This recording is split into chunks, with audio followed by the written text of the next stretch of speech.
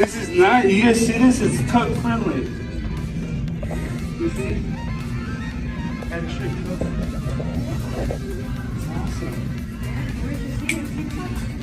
Yeah, I saw it on TikTok. So. We're at Target, checking out their tuck-friendly Pride collection. That's right, guys. Extra crotch coverage, tuck-friendly construction. Thank you, Target. No, it I don't is. think this is the tucking one. Yeah, it is. Look. Tuck-friendly construction. Okay, well, let's see how tuck-friendly it is. And well, you can. Wow, it's so tuck-friendly. It's nice to do. Let's come in. I love the tuck-friendly bathing suit. They hide all of it. Look, I got. This is not. You guys see this? It's tuck-friendly. You see? Extra tuck. It's awesome. Yeah, I saw it on TikTok. So this extra strap right here. It just looks so good.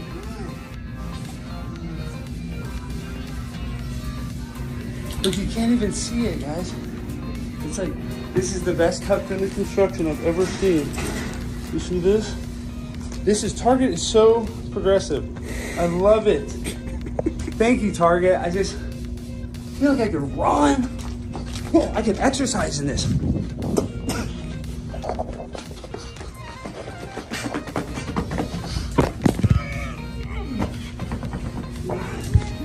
This is what I'm talking about. You can train in this thing. I'm all tucked in. We're getting it. Can't wait to wear this around the pool. I'm so fly, I'm aligned with the planes. My grind so refined, I got no time for no games. Ask yourself why would I make time for you lames? At all costs, cause I'm a boss. But break them off, yeah, gotta break them off. Ladies and gentlemen, boys and girls, children of all ages, welcome to Prime Time with Alex Stein. I'm your host, Alejandro Stein, and we have a lineup to be proud of tonight. We have in-studio guest, comedian Kris Gardner. What's up, Kris? How you doing, man? Whoa, what's up? What's up, man? Happy to be here. Yes, happy to have you. And then we also have, you're going to meet some interesting people tonight online. We have Josh Seiter. Am I saying that right, Jimmy? I believe so, yes. Josh Seiter, he's an ex-Bachelorette contestant. I say she is an ex-Bachelorette contestant that is now transitioned to a female, and she's beautiful and she's thriving, as well as a key character witness in the O.J. Simpson trial, the one, the only Kato Kaelin, who is a personal friend of mine. So that conversation will be really, really fun. Now we got to talk about some of the hot topics, or do we talk about Assange, or do we do an ad read first? Assange. Okay, so you know anything about this Julian Assange guy, Kris? No, Nothing about him. no. What did he do? He leaked a bunch of documents that supposedly helped Donald Trump win the 2016 election. Leaked documents help him win? Yeah, because it talked about how there was government, military spending and hiding and, secret emails from Hillary Clinton that supposedly said that she did weird stuff with children and stuff about maps and about pizza parlors that had child sex trafficking. Supposedly, allegedly, don't hold it against me, don't sue me. But yes, he's a very influential guy. He's a journalist, and they were persecuting him for this because he leaked government secrets. And he was just pardoned. And I just guess I'll just comment on this, and I'll say I'm very happy that Julian Assange is obviously out of jail. I obviously believe that he deserved to be free. What I am a little frustrated is my boy Donald Trump had the opportunity to do this, did not do this. So it's kind of a slap in the face to the Trump organization. And I think that's why they're doing it. They're trying to appease to people like me that want this information out there. So really happy that Julian Assange is out. A little upset that it took this long. I hope that he gets some sort of justice too, because he did wake up a lot of people. Did you ever hear about? We can't talk about the topic too much because it's censored on YouTube. But did you ever hear that there's elite people that are supposedly child diddlers? Yeah, don't they have an island or something? Epstein Island, I heard about that. Yes. Mm-hmm. So supposedly he exposed a lot of these people that go to that island and hang out on that island. They were in these leaked emails. So thank you so much, Julian, for exposing that. Okay, now we got to do an ad read. Let me tell you something. Do you like to drink, Kris? Actually, I'm drinking right now. I'm kind of drunk right now. That's good. That's good. That's good. So you like alcohol. Do you support the troops? Hell yeah. Well, if you said yes to both, which you did, you're going to love our next sponsor. It's a liquor that donates to Folds of Honor. Since 2007, Folds of Honor has provided life-changing scholarships to the spouses and children of America's fallen soldiers and disabled in combat. And in 2023, this was extended to include the families of fallen first responders. They've awarded 51,000 scholarships and more than $200 million so far. Flying Ace is aligned with Folds of Honor to ensure the children of our American heroes receive the education they deserve. As proud supporters of Folds of Honor, Flying Ace has had the privilege of providing hope for the families of those who protect our freedom, as well as providing scholarships. Go to flyingacespirits.com or go to the link in the description. When you purchase a bottle of Flying Ace, you will also be donating to Folds of Honor. Make sure to use promo code PRIMETIME and get free shipping on every order. That's flyingacespirits.com, promo code PRIMETIME. Okay, you know what goes good with liquor? What? Coffee! You drink coffee? I was going to say women, but yeah, coffee's good too. Yeah, coffee's good. Women are better. You're right. Women are better. But born of a desire for a bold coffee and a need to build companies that support American values, CastBrew Coffee provides an alternative to the faceless corporate ecosystem and fosters a parallel economy that actually supports freedom. Try my own personal blend today. It's called Alex Stein's Primetime Grind. It's a dark roast, 100% organic ground coffee with 2 times the amount of caffeine. It's the strongest coffee known to man. However, we need to make it clear that you cannot use CastBrew Coffee to wash a baby or a cat or even a baby cat. They just scratch you and get pissed off. Just visit CastBrew.com, promo code PRIMETIME to save 10% off your purchase. That's CastBrew.com, promo code PRIMETIME. Drink your coffee responsibly. So when you get your Flying Ace liquor and you party at night, then just in the morning when you wake up, just pour yourself a nice cup of warm Tim CastBrew Joe to make that hangover go all away. How does that sound, Kris? I mean, I liked it because you said the dark brew, and I was like, yeah, hell yeah. Do you prefer dark women or white women? I just prefer women, as long as they have a vagina and they were born with it. Well, speaking of, this next woman doesn't have a vagina. We now welcome on former Bachelorette star who was featured on Libs at TikTok yesterday. Please welcome on transgender icon, Josh Seiter. Am I saying that right, Josh? Yeah, I go by Jay, but Josh. Well, I don't want to dead name you. Okay. I'm sorry, Jay. I'm sorry. I don't want to dead name you. I apologize. And I just want to say, Jay, I think what you're doing is incredibly heroic. I know a lot of people are afraid to be their true selves because of the scrutiny that you face. So can you tell us a little bit about the scrutiny that you faced during your transition? Yeah, there's been a lot of comments, most of it revolving around my appearance, how I look, whether I have facial and body hair, how far along in my transition I am, and just a lot of intolerance and hate and myopic viewpoints on what a woman is and how they should present and how they should look. So it's been disappointing, but I'm trying to educate people that all of our journeys are unique. They're different, they're diverse, and they're all valid. Well, Jay, you know, you're 100% right in everything that you're doing, and I really do just support you 100%. But tell us a little bit about what is it like to go on The Bachelorette, and then now, are you considering, you know, have you reached out to ABC? Would you like to be the future Bachelorette instead of, you know, just a contestee? Would you like to be the main female that all the guys are trying to go after?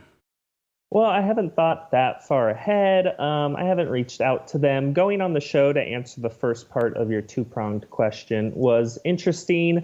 I wasn't on very long, but it was a fun experience. To go from that to where I'm at now is definitely a transformation. If you see old pictures of what I used to look like, I looked a lot different.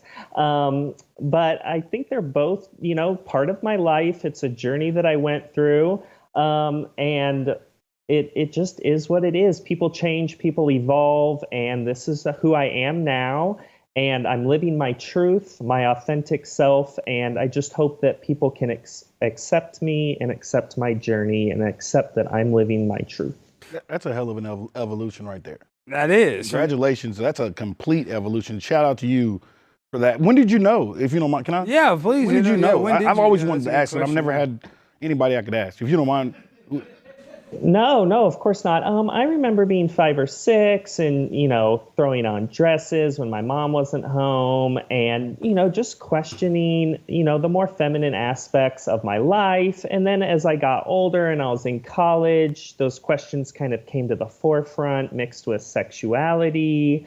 And now that, I'm established and I'm older, I'm 36 years old, I felt like it was a good time to not just struggle with those things internally, but deal with them. And that's what led me to the decision to transition into the woman that I am today. Okay, well, Jay, and I know that you talk about your electroshock therapy, and actually my producer, Jimmy, we put through gay conversion therapy, and we shocked him, and now he's a straight man, and he has a baby. Can you tell us about your experience going through this electroshock therapy, and what was the reason for that?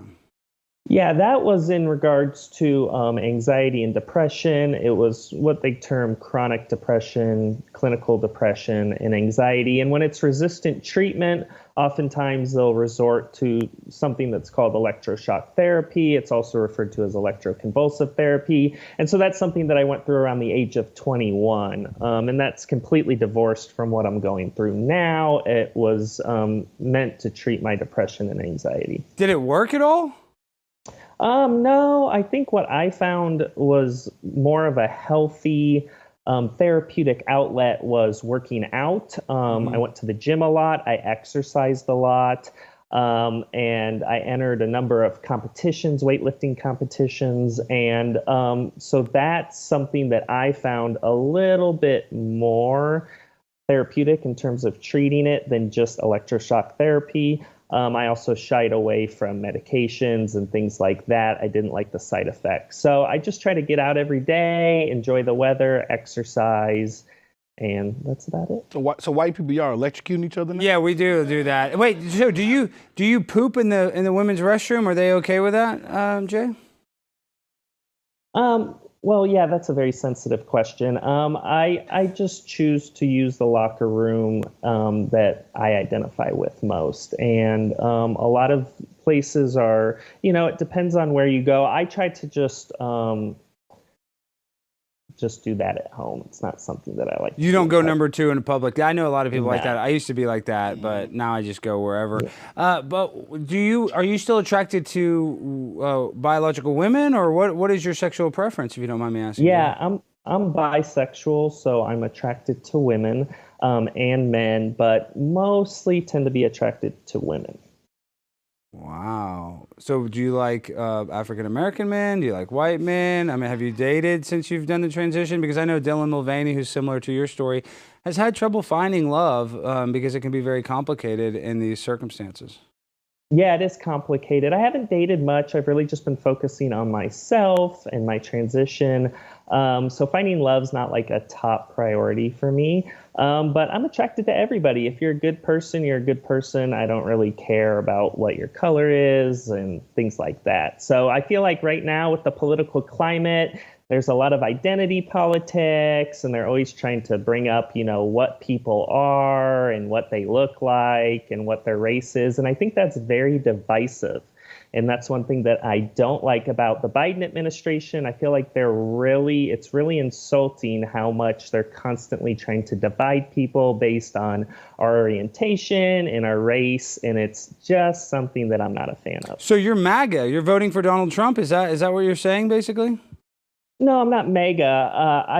I don't like Biden's administration. I think it's very problematic when you are constantly talking about what people look like in their physical appearance. A lot of the criticism that I've received has been about my appearance. I don't look right.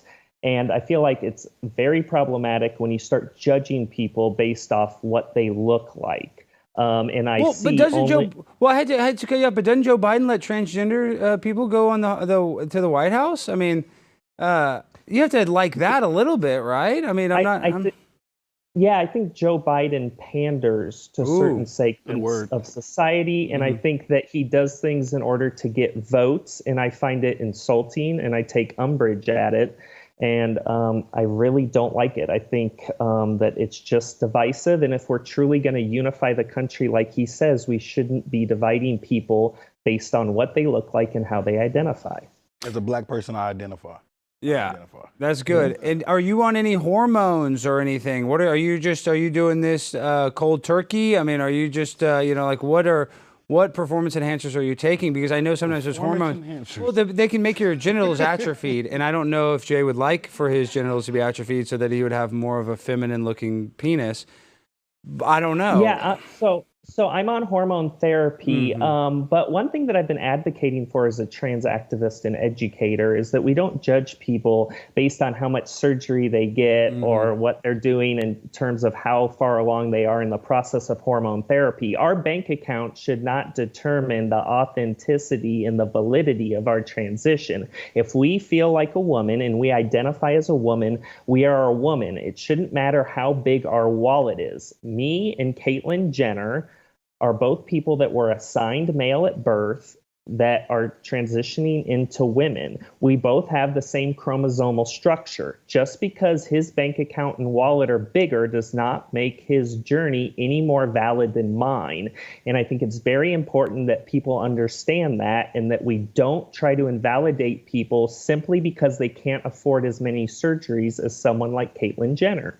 That's very profound. Tell me this: when are you going to try to join like the WNBA or like are you going to try to join any biological female sports leagues? Because I think that you are physically fit. You go to the gym. I think you could probably make the WNBA, and I'm not saying that sarcastically. I'm being very earnest when I say that. Yeah, basketball is not my forte. I have always been an avid weightlifter, as you mentioned before, and as I've mentioned before. So I do plan on entering some powerlifting competitions. There are a lot of stringent rules, what I would say are draconian rules that come along with that. So I would have to comport to specific bylaws concerning how long I've been on hormone therapy. But typically after 12 months, if you've been on hormone therapy, you can compete as a woman if you identify as one, and you've are transitioning. So I would enter some powerlifting competitions. My bench press is pretty good. So I think I'll do pretty good there. And aside from that, basketball's not really my thing. Okay, no basketball. Do you think you have an unfair advantage though at all? Well, everything's fair in games, and they've said that trans women compete in the women's league if we've been going through hormone therapy for 12 months. So like Leah Thomas or anyone else, I'm just playing by the rules. So I'm a big believer in playing by the rules. So I would definitely want to do that. And I would compete in the women's category because I'm a woman, and trans women are women. Yeah, they are. So of course I would compete in the women's category. I have a daughter, and literally me and my daughter train every day in soccer, every day, like 30 minutes a day to try to get better.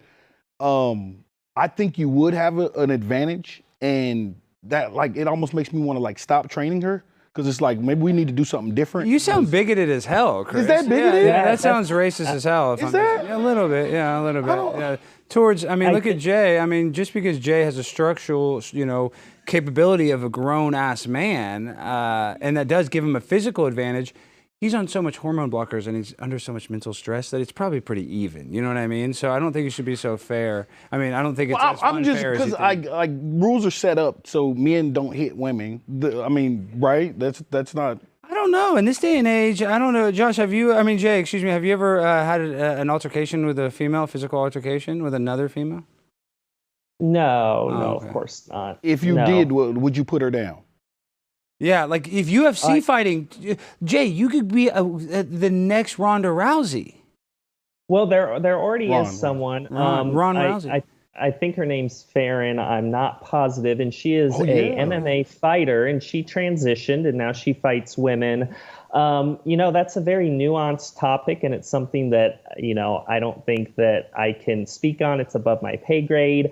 But as far as powerlifting competitions and things I'm interested in when it comes to weightlifting, I would simply be competing in the category that they tell me to compete in. And right now, if I, since I'm a trans woman, I would be competing in the women's. Sounds about right. Okay, let's play this clip from Libs of TikTok. Let's react to this. We're going to have it So, up. yeah, you were featured on Libs of TikTok yesterday. Yeah, what do you think about Libs of TikTok? Do you think that they're kind of a racist organization attacking, school teachers that just want to teach first graders about sex education?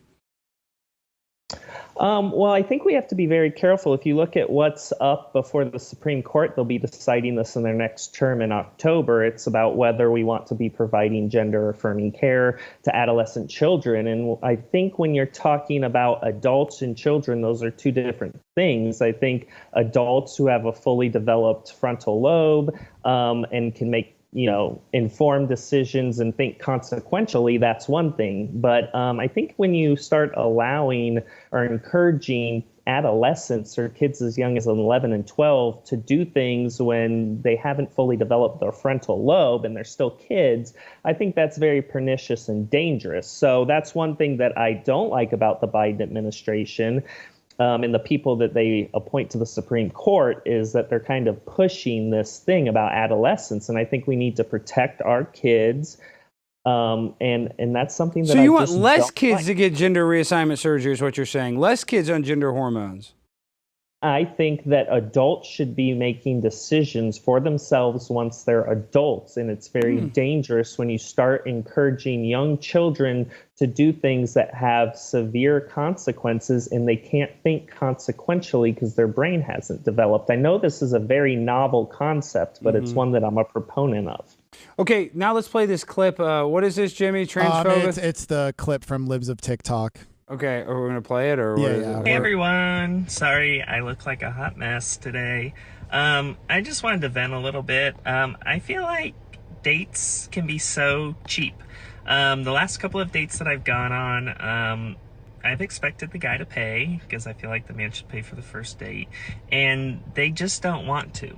And so I just had a date earlier this afternoon, and I sat there when the bill came, and finally I just said, the guy should pay first, and kind of pushed it towards him, and he said, well, in that case, you should pay.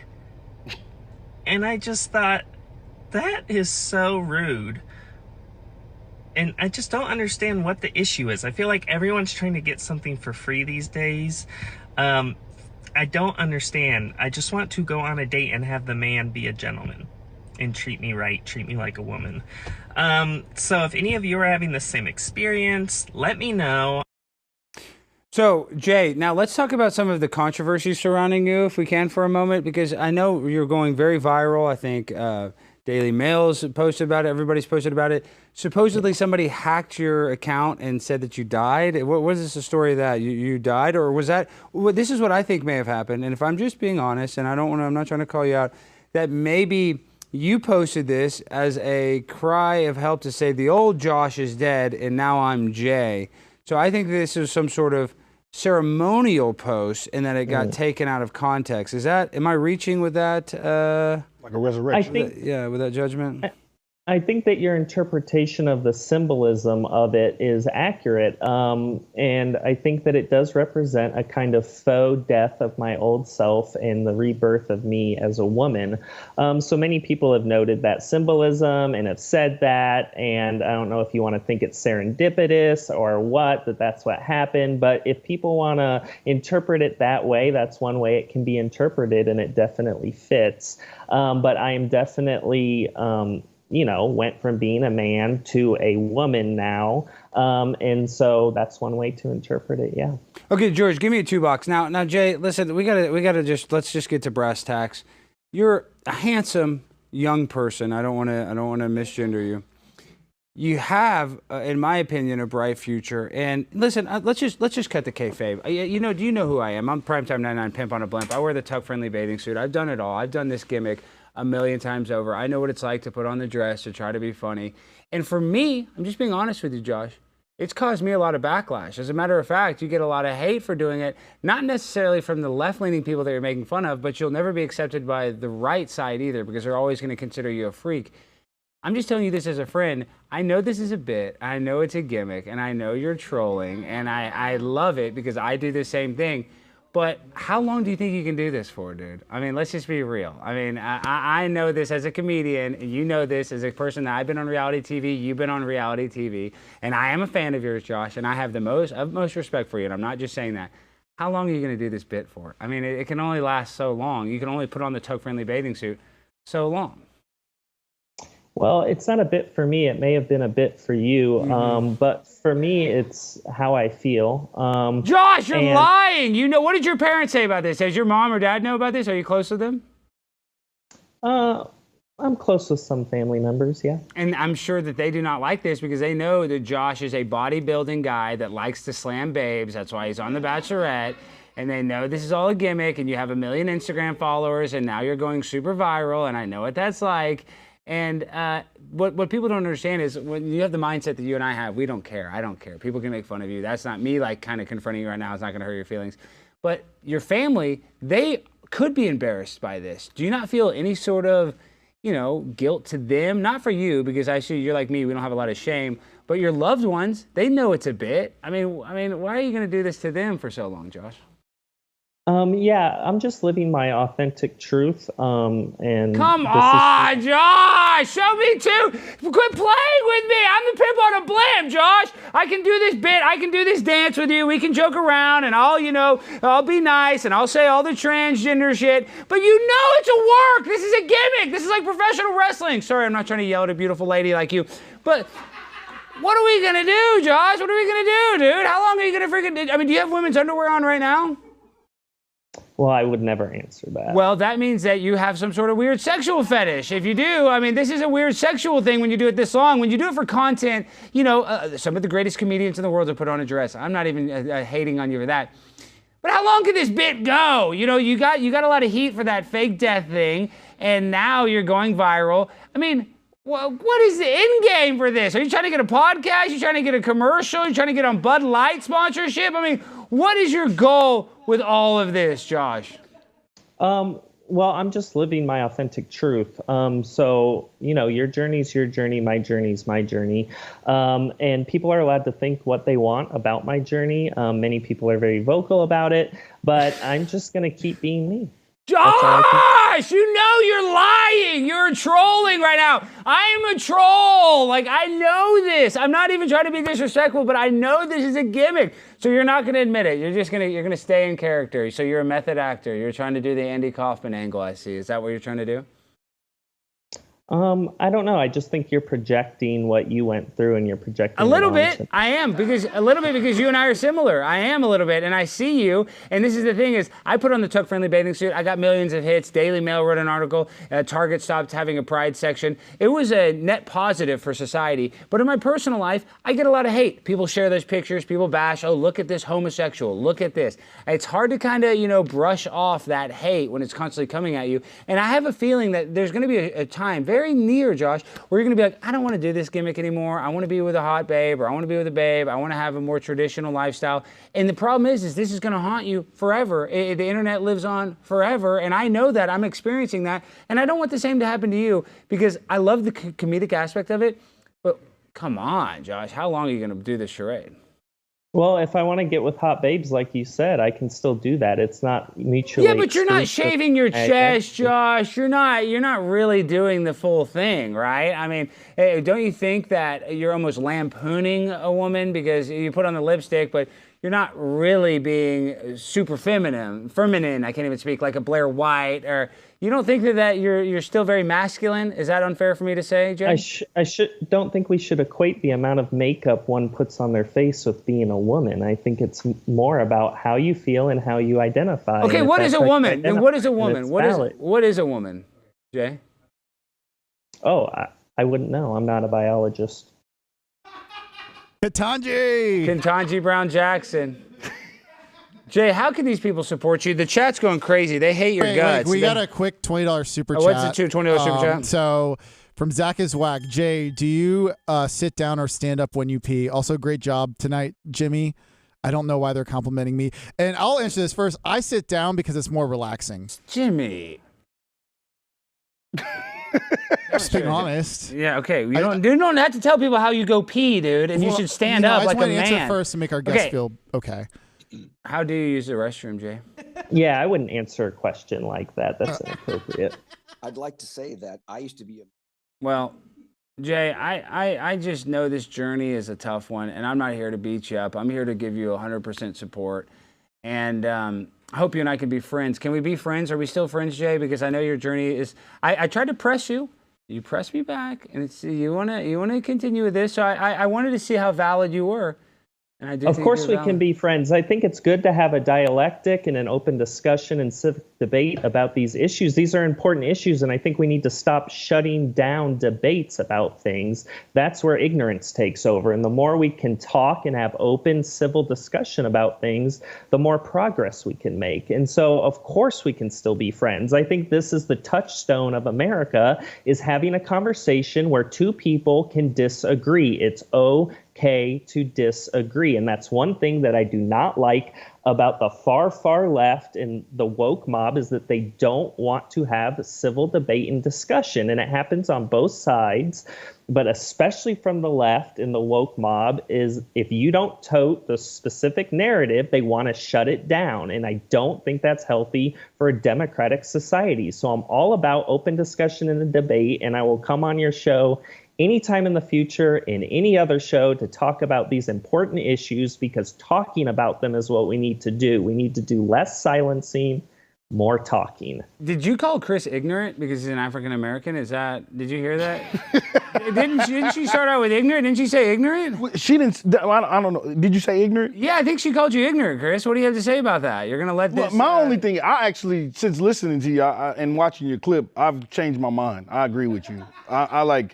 I mean, I want free dinners too. So shit, maybe I should. Yeah, you should. Hell yeah, I'm tired of paying for shit. Hell yeah, what I need to do? $25 super chat for Matthew Adams. I like his pearl necklace. Yes, that pearl necklace is another term Very for classy. something very nasty that I'm very sure you're aware of. So the symbolism with that is a little off-putting. But okay, now rapid fire questions before you go. Was 9/11 an inside job?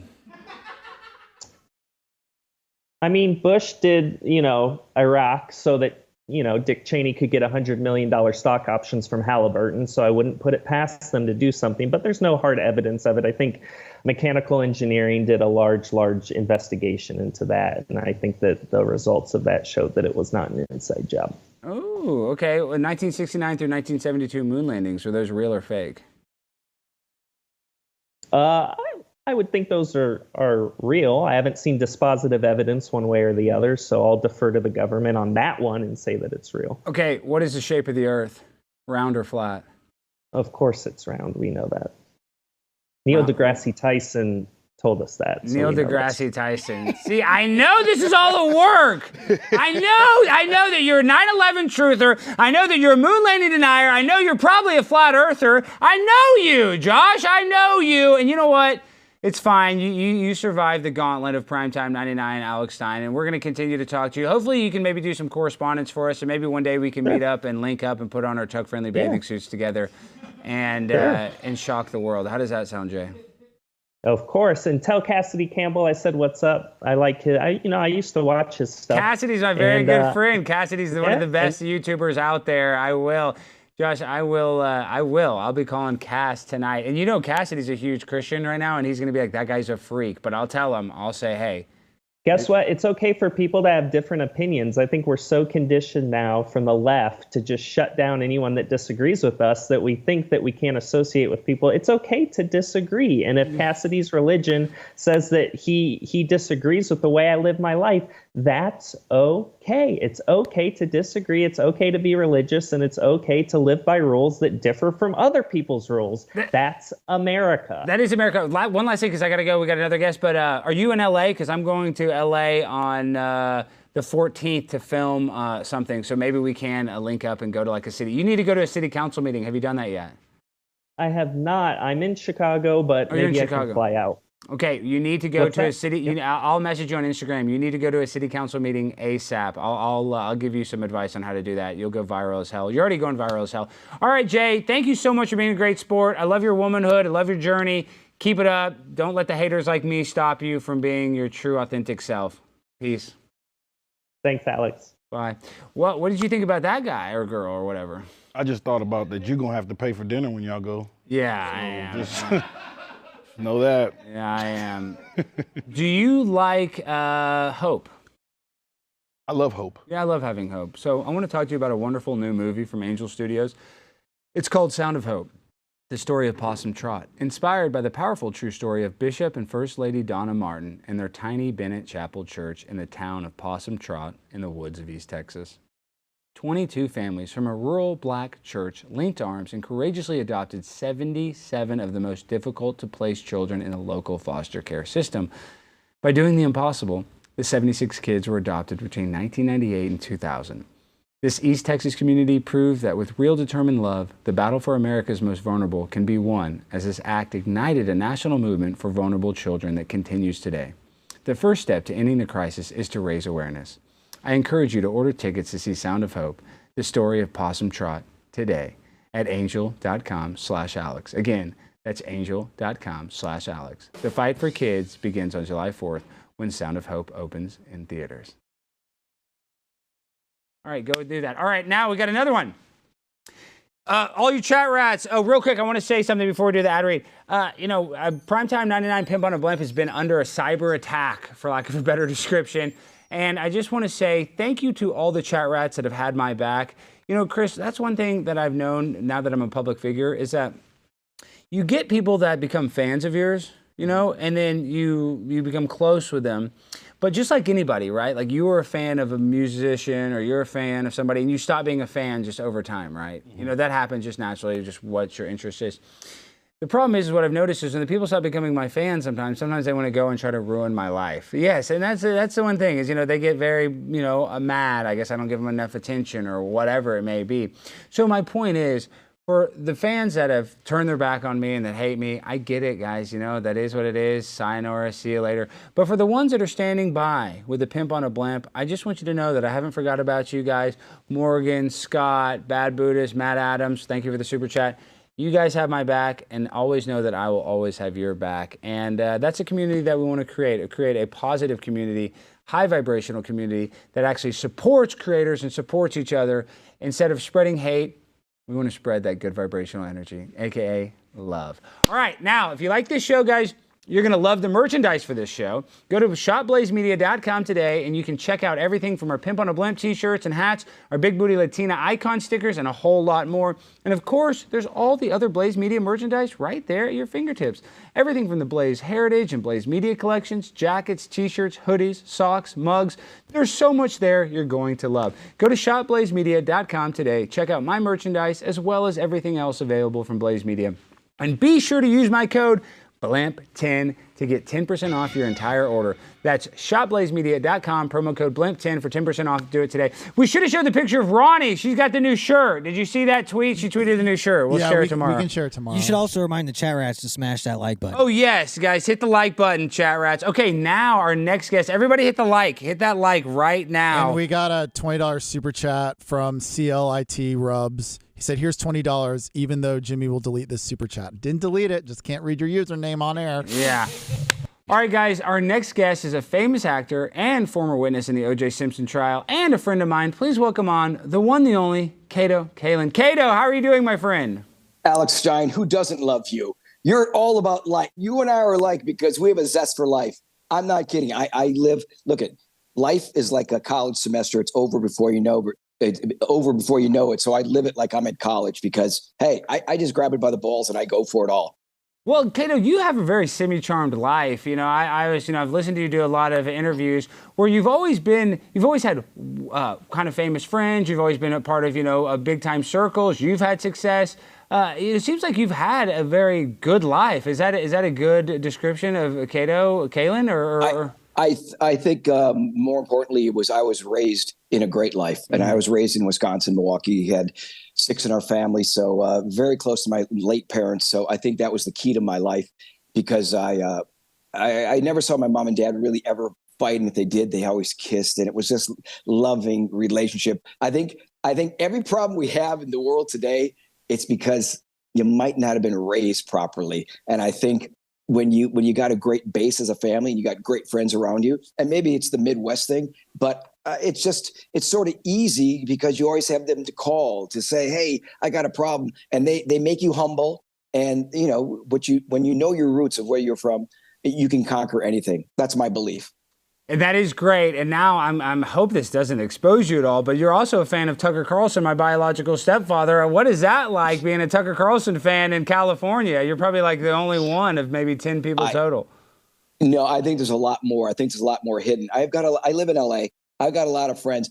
I kind of know people know I'm on the conservative side. Mm-hmm. I've lost lots of friends, which, I'm fine with. Maybe they weren't really friends, but, I saw you on Tucker Carlson, and you got very emotional with your mother passing, but I think people know that you're a real person, and Tucker is, Tucker Carlson just speaks the truth, and that's it. And everybody goes, "Oh, this guy's so full of it." I say, you should get on his show because he can defend everything he says. He's real. And so, yes, I do. I think Tucker's fantastic. He is one of the best. Okay, so tell us this. You've been in LA since the early 90s. Now it's 2024. Yeah. I mean, is the city as bad as they say on Fox News, or is that an over-exaggeration in your opinion? Yeah, well, it's pretty bad, and it is bad. And now Newsom just gave, the health club. He's got a help to the homeless. He gave a gym, a salon, and a stay and all that. And I've got gay friends that just push around shopping carts just for the abs. I'm kidding, Alex. Yeah. But it's really it's amazing what is going on in LA. I live in a pretty, semi-affluent area, pretty nice.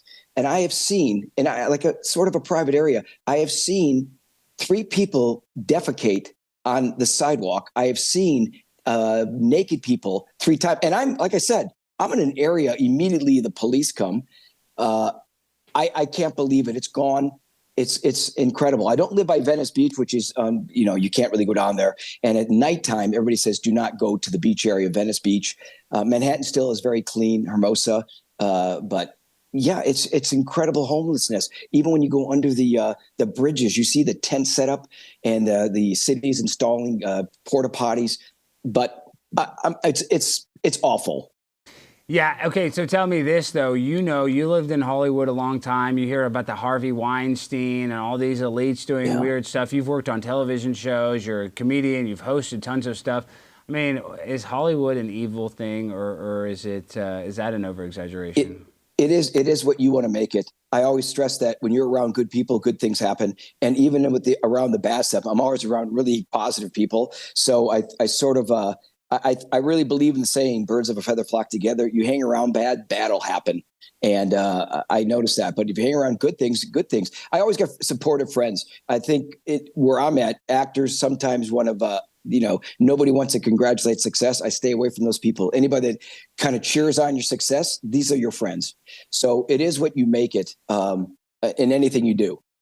Well, speaking of friends, you have one of the most famous friends in the entire world, Kato, and we don't have to harp on it too much, but Alex Stein. Yeah, wow. Me, I am, but we have to talk about. Listen, that's not you. Listen, this guy right here, and is that Kris? We need a $3. Yeah, that's. I guess we all look alike. Oh my God, they all look alike. Busted. Can I get a $25 pledge, please? No, it's funny. I just got done killing a white woman. Oh, boom, roasted. God, it's crazy. Hey, I guess obviously Kris must have won the Heisman too. Yeah.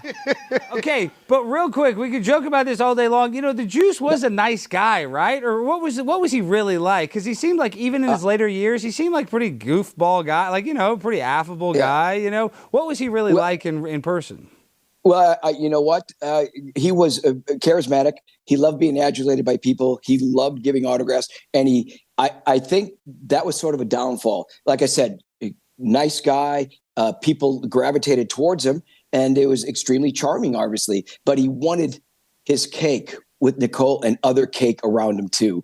And his downfall was he thought he could always get anything he wanted. And I think that's a sociopathic behavior.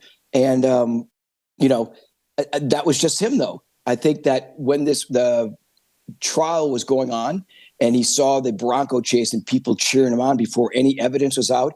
I think when he went down, the big Bronco chase I'm talking about, he was down at Nicole's grave, and I think he was probably admitting guilt. But when he saw people with the Juice is losing, we love you, Juice, those signs, I think at that moment, my opinion, he thought, I can beat this thing. And he got the dream team of lawyers. He's one of those people that he believed that maybe he could wipe this out of his mind, out of his memory. Well, he and I did. think that's sort of what he, I think that's kind of what he did. And I mentioned before about the birds of a feather.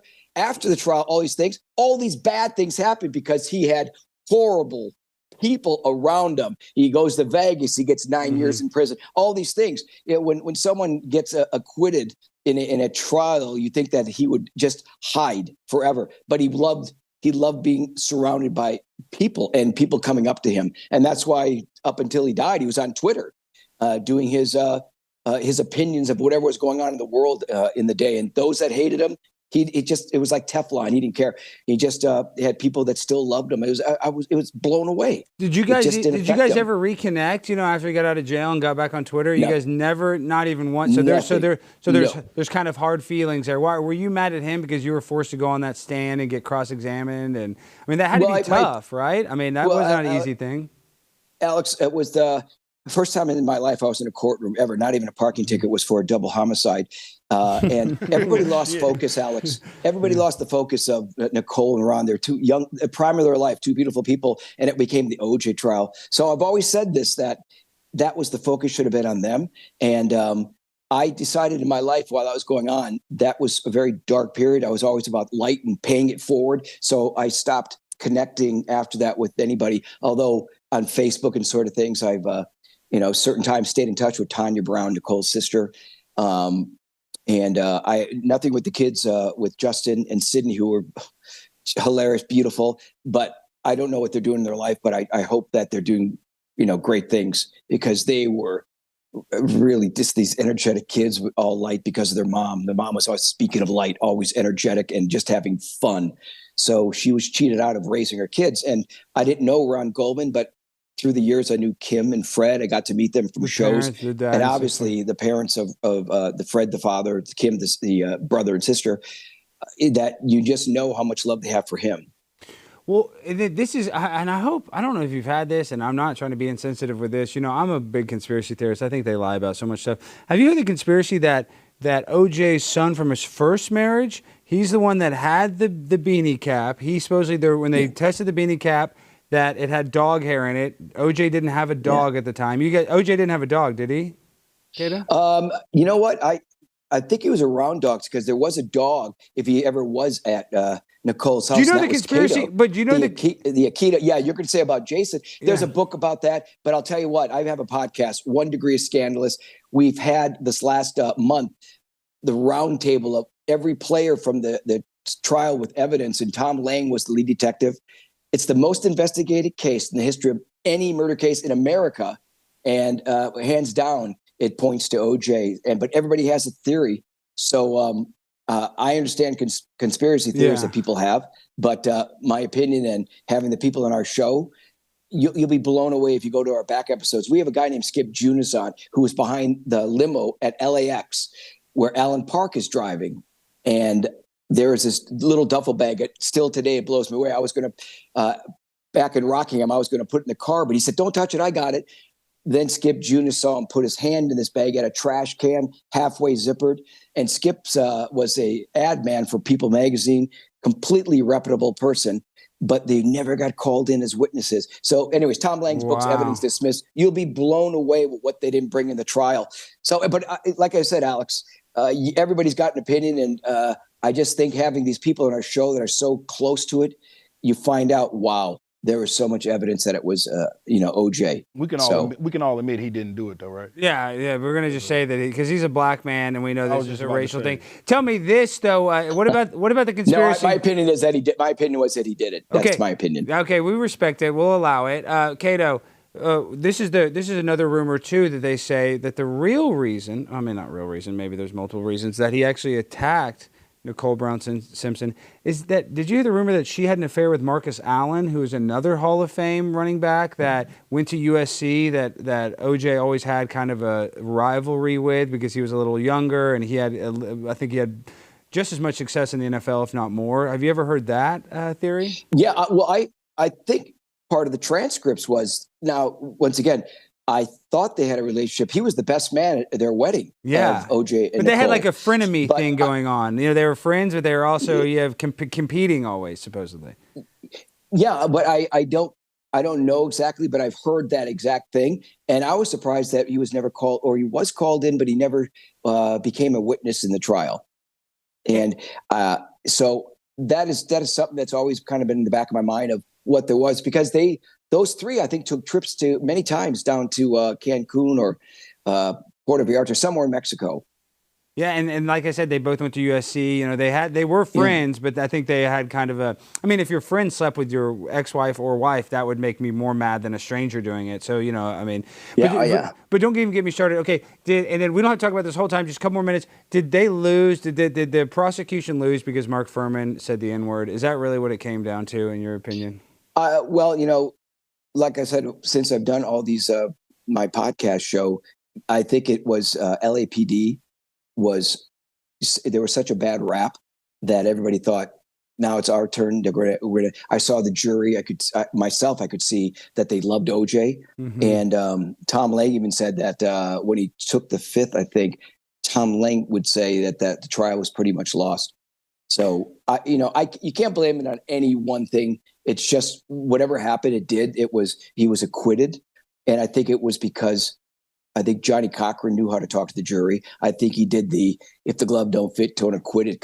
It just planted that seed in their mind. Barry Scheck was brilliant with the DNA.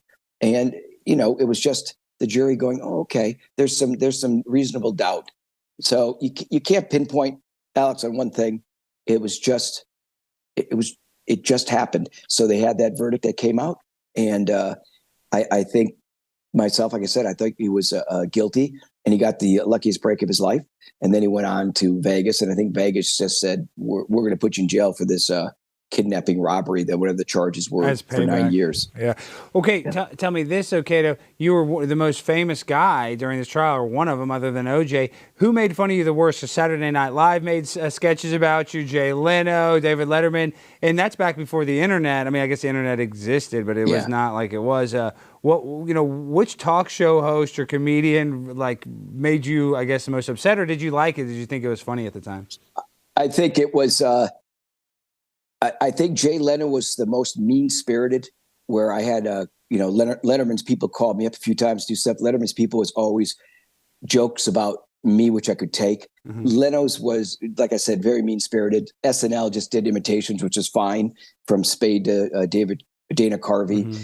But those are legendary impressions, legendary sketches. The Kato Kaelin, you should almost, now looking back, you should kind of be proud because the show kind of sucks, and that's back when it was good.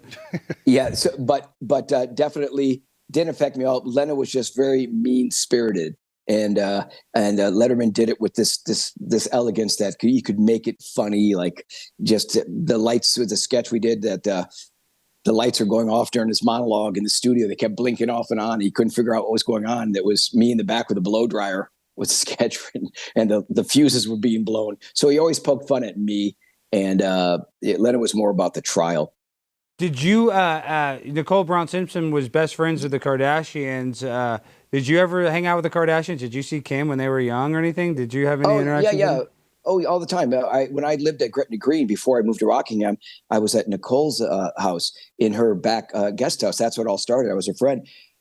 Every single morning, the Kris Jenner and all the clique of friends would go jogging, and then Kim, Khloe, Courtney would be there at the house with Sydney and Justin.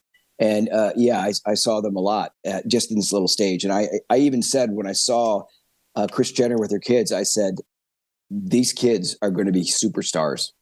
You knew that then. Wait, shut up, Kato. You could tell back then. I mean, I know you have an eye for talent, but back then you could tell. Because Kim didn't look the same back then. I mean, she was pretty, but she wasn't, she looked a little different. It was just the way they were being raised. It was very proper. I could just see Kris had this business mind. And obviously they're billionaires now. So, it was definitely a seed that was planted, and from schooling on, it just went that way. And sure enough, they're a billionaire. I think there's like 3 billionaires in their family. Yeah. Well, and I've tried to be friends. I've befriended Sophia Hutchins, who dates Caitlyn, and so I like him. I'm trying to be friendly with him, but and I guess this doesn't have. Wasn't he just on the show? No, I was trying to get Sophia on. I was kidding. Oh yeah, right. Yeah, LOL. What do you think about that that transition? Like, did OJ ever? I mean, did you guys ever see anything when he was younger? I kind of relate, Alex. I'll tell you, I used to be a man trapped in a woman's body too, but then I was born, so I got into that fiasco. Oh, that's a good one. But I'm done. Well, yeah, we all used to be a man trapped in a woman's body. Wow. Hey, what's going on here? Can we get a pledge, please? $25. Yeah. So I don't. I don't know what OJ said about that. I think the Caitlyn thing happened a lot later. But I'll tell you what, I did some of these golf events, celebrity golf events with Bruce Jenner. Bruce, yeah. And then Bruce became Caitlyn. Was he paying for his dinner back then? Yeah, who paid for dinner? I don't know. But he was hitting off the men's tees. I know that at the golf tournaments. And Bruce was like a really good golfer, I think Bruce still is. I think that goes away. Well, this is Kato, and you're such a humble, nice guy. Go ahead. Were you going to say something? Oh, no, I thought Kris was going to say, did he use the ball washer? Please, Kris. Did he use it? Look at Kato's funny. He got the ball washer jokes. Chris, am I writing your stuff? That's what I was saying. I'm like, the titties make it harder to hit the ball. How did you get a lazy boy chair and I didn't? How did he get a lazy boy chair? We're going to fly you to Dallas because we got to have a sit down. We want to have you come in studio. Okay, now we want to react. Are you in Dallas? Yeah, we're in Dallas at the Blaze. We'd love to have you in. We'll have you in. Oh, my God, I just did Dr. Phil's show there. Oh, you were just there, Merit Street Media. When did you do it? Like how soon? Oh my God, like a month ago. Yeah. Incredible studios. And I did a series there called I did a show called Eye for an Eye. I had the best time of my life. You did Eye for an Eye with Bobby Goldstein. You hosted that. Bobby Goldstein. Akeem Anastapula was the judge. Extreme Akeem. Was that Tommy the Habib? Best guy in the world. Who produced that? Tommy Habib or Eye for an Eye? I thought that was Tommy left the show. I became the new host. And it was the judge, I worked at Extreme Cheaters. Akeem. He was the owner of it. He had his own syndication company. He went by Extreme Akeem Anastapoulo, who's still one of my, if not my best friend here, one of my very dearest friends. He married me. I got married in May of last year. And Akeem did the ceremony? I got married at David Zucker's house from Airplane and Naked Gun. Yeah. And Dave's from Milwaukee. So our connection to David Zucker, who, his movies have made over billions. Jerry did Ghost. So David Zucker walked my bride down his lawn in the backyard, got married there. And during my speech, I thanked David for letting me use his house and really thanked him for not inviting Nordberg. Nordberg, yes. No, and that's who OJ was in the Naked Gun. What a small world, Alex. See? Zest for life. We have a connection, buddy. We do. Okay, now we got to react to two things. This keyboard, I don't even want to say it. This is such a funny video. We're laughing about this. Do you have it pulled up? We just want. Yeah, we're ready. Let's play this real quick.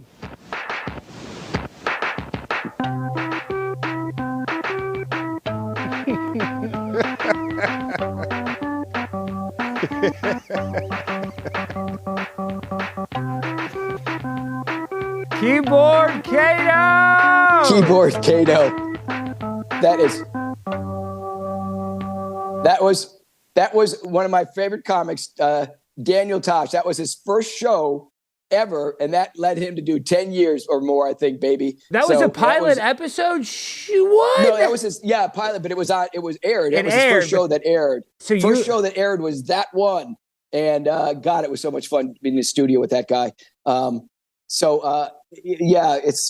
Life is kind of, I sent something to you guys also, and I'm hoping, I think it's going to get made. I sold the show, and it's called Wrong Place, Wrong Time. Alex, I hope you can look at it. It's a 2-minute thing I sent to you. I'll watch it for sure. And then you have a book? You have a book. What else you have? Plug anything, because we only got 2 minutes left. I do want people to go, because I think both of you, Kris, also, this is 1 Degree of Scandalous, the podcast I do. It's hosted with Tom Zenner. Tom did sports and news in Chicago, in Boston. And we do a show called 1 Degree of Scandalous. It's free to subscribe on YouTube. We're hitting huge numbers, and it's such a good show. And We cover all scandals. And I think, Alex, you're going to, I think, pretty much eventually be a guest probably in the next 30 days. Please, I want to come on. And, you know, I'm an expert when it comes to scandals. I'm always creating them for myself, too. Okay, Kato, thank you so much for coming on. Hey, and sorry, before he leaves, a $20 super chat. It's just quick question for Kato from Zach is Whack. Did O.J. Simpson sit or stand when he peed? Oh, my God. O.J.'s a man. Boy, that's a great question. I'll tell you what, the last time I saw O.J. was in the deposition for the civil trial that he lost. I just did 2 hours. I just did 2 hours of sitting in the room with him, and I spoke the truth and said very uncomplimentary things about him. And then we took a break. I went to the men's room, and I was by myself. And then he walked in, and I was so nervous I couldn't pee. But he was standing when he walked in, and it was a men's room, so I'm going to say he was standing. Did you think he was going to stab you, Kato? Did you think he was going to stab you in that bathroom? I was just uncomfortable, and it was just us two in the men's room, and that was it. Last question, sorry. Were you better friends with Nicole or OJ? I was better friends with Nicole. Okay, yeah. And OJ, I stayed at his place for 6 months. Nicole's for a little over 6. And I always consider that the room with a view of seeing life in Brentwood, how people lived, because I had the view of all the different homes from the Kardashians on. And it was, like I said, I'm a guy from Wisconsin, so it was a completely different lifestyle.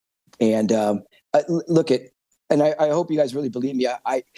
I really mean about that whole thing about life. I know people on the Twitter can say the worst things about me. Yeah. That's fine. I'm sort of like, I know who I am, but God, life is so short. Don't hate. It really, if there's no payoff, there's no payoff. Yeah, hating someone is like drinking poison and hoping the other person dies. You're exactly right, Kato. Thank you so much for making time. I'll talk to you again soon. And anytime you need me on the podcast, I'll come on ASAP. Yeah, and I'd love to hear your opinion, you guys, on the one wrong place, wrong time. I really appreciate you taking a look after your show. It's only 2 minutes of your time. Kris, you too. I definitely Thanks will. for being here. We're going to watch Thanks for taking care of me, you guys. Thank you, Kato. You're the man. Stay strong. Stay positive. All right, guys, it's been a crazy show. Kris, tell the people where they can find you and how they can support you. You can find me on any social media platform at KRG Funny. You can also tune into my podcast at Three Real Brothers podcast on all social media platforms. Make sure you check it out. Thank you for having me on your show, man. This is awesome. Yes, I really appreciate you coming on. And guys, we end the show the same way every time with the freestyle finale. So DJ, hit that beat. Are there any white guys on the Three Brothers podcast? No, you can be the fourth. We need a fourth brother.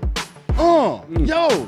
KRG, can't you see? You need one big white tee on the podcast. Yes, I'm hauling ass. Yes, I'm spending cash. Yes, I like to pass because I'm Dak Prescott throwing touchdowns. I don't give a fuck if you're white or brown. Just want to say that I love the chat rat. Even if you got a chat rat tat, I'll always have your back and I always get the gap when the haters come out. Prime time will shout, I love you. What you gonna do? Peace. Oh, guys, remember, tomorrow we got a show and then we're off for a week. So, guys, share this. We're gonna be off for a little vacation very soon. I love you. Peace and good night.